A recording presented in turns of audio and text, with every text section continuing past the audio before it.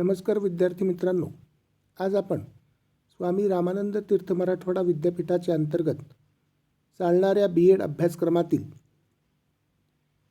Third सेमिस्टरला असलेल्या childhood and growing up बालपण व वाढते वय या पेपरमधील काही MCQ स्वरूपाचे प्रश्न, वस्तुनिष्ठ स्वरूपाचे प्रश्न पाहणार आहोत. मी प्राध्यापक M.R. Joshi, MA M.Ed SET, Shri Sharadabhavan शिक्षण संस्थेचे अध्यापक महाविद्यालय नांदेड येथे सध्या अधिव्याख्याता या पदावर कार्यरत आहे. चला तर आज आपण पाहूया चाइल्डहुड अँड ग्रोइंग अप बालपण व वाढते वय या पेपरमधील काही वस्तुनिष्ठ स्वरूपाचे प्रश्न MCQ क्वेश्चन्स. विषय आहे बालपण व वाढते वय. पहिला प्रश्न आपल्यासमोर आलेला आहे. पहिला प्रश्न असा आहे,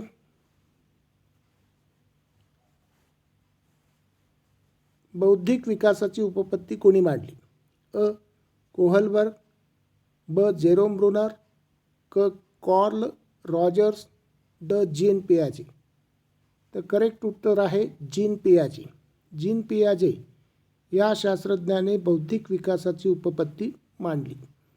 त्याच्यानंतर दुसरा प्रश्न आहे, कुमारावस्थेचा नेमका कालावधी कोणता? अ. 10 वर्षे ते 19 वर्ष, ब. 15 वर्षे ते 18 वर्ष, क. 16 वर्षे ते 21 वर्ष, ड. 13 वर्षे ते 19 वर्ष.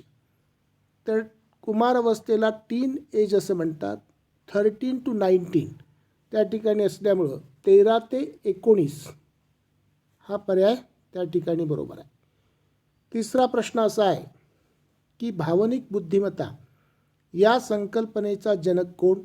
अ. टर्मन, ब. गोलमन, क. सायमन, ड. स्टर्न. तर गोलमन यांनी ही संकल्पना पहिल्यांदा मांडली, म्हणून उत्तर आहे गोलमन. पुढचा प्रश्न आहे, नैतिक विकासाची उपपत्ती कुणी मांडली? अ.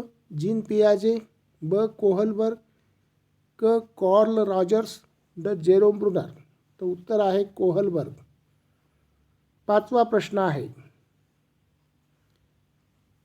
बालक कोणत्या महिन्यात कोणाच्याही आधाराशिवाय बसू शकते? अ. 9व्या, ब. 5व्या, क. 7व्या, ड. 12व्या. तर उत्तर आहे 7व्या.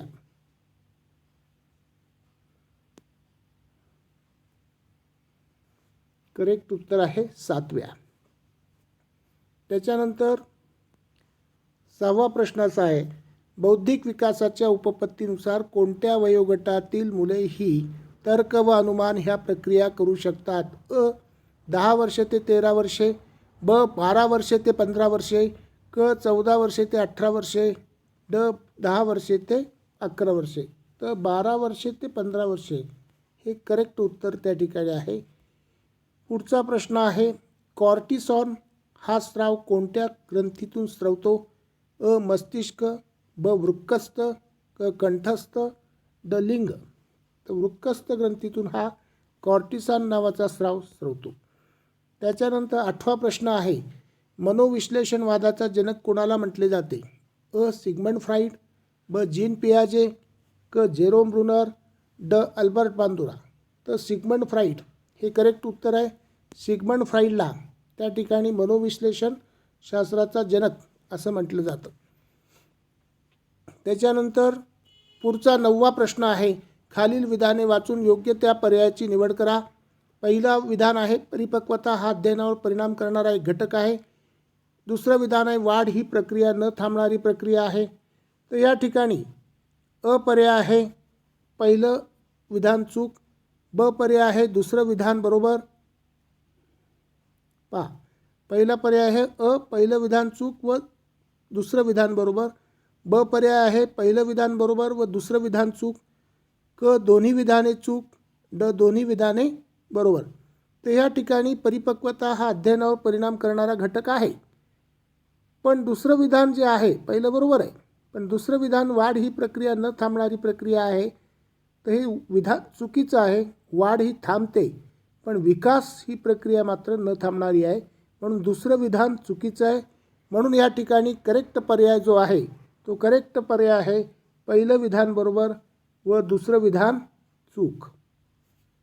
त्याच्यानंतर 10वा जो आहे प्रश्न, अध्ययन अकार्यक्षम मुलांचे लक्षण कोणते वा लक्षणे कोणती? अ, ह्या मुलांची बुद्धिमत्ता कमी असते. ब, ह्या मुलांना कमी ऐकू येते. क, ही मुले अत्यंत अस्थिर व चंचल असतात. ड, वरील सर्व.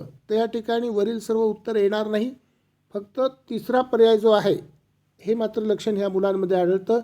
ही मुले अत्यंत अस्थिर व चंचल असतात. हे महत्त्वाचं लक्षण अध्ययन अकार्यक्षम मुलांचं आहे. तर अशा प्रकारे आज आपण बालपण व वाढते वय या विषयातील 10 MCQ स्वरूपाचे प्रश्न पाहिले. धन्यवाद. थँक्यू. बेस्ट विशेष.